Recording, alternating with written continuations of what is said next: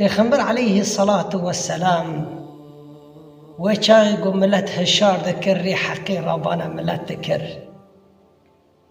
ری خود تعالی رابانا واند کر تشتی خیره بوان را دگوت ملت تیزا پیغمبر علیه الصلاة والسلام را هاشوی گوتی دروینی پیرا گوتن تی سحر باسی پیرا گوتن تی بودلی پیرا گوتن تی نه پیغمبری پیرا گوتن قیامت تنه پیرا گوتن تی شاعری پیرا گوتن امشوری تا اینا ناکن پیرا گوتن قرآن نه کلام خود تعالی نه قرآن تا جم خدا یازمیش کریه ایوا شورانا گشکی پیغمبر علیه الصلاة والسلام پی ایشیه ایوا شورانا گشکی پیغمبر علیه الصلاة والسلام پی ایشیه گوهتی پی ایشیه خود تعالی آیت داخست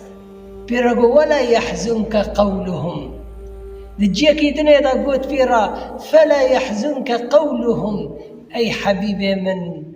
این شوری اونا دکن پر زوره در ری مدا دماشی ری خود تعالی دا تحقی رابانا وان دکی به شوری گیبتر دکنه شوری وان زوره بس به شوری وان میشه یا حبیب من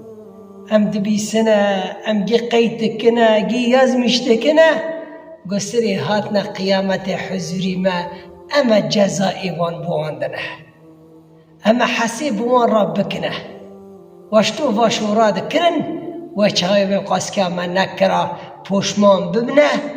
و پوشمانی وان فایده ناکه ایگوری پیغمبر را هره و ملت پیرا بیشنه بیتی دروینی تی بودلی تی دینی شوری تا نراسته که چی دی و گشکی وانی بیجنه بس خود تعالی صبرک بمده ری حقی ری قیامته اما هف ببینه فیا ربی تمسر یا حق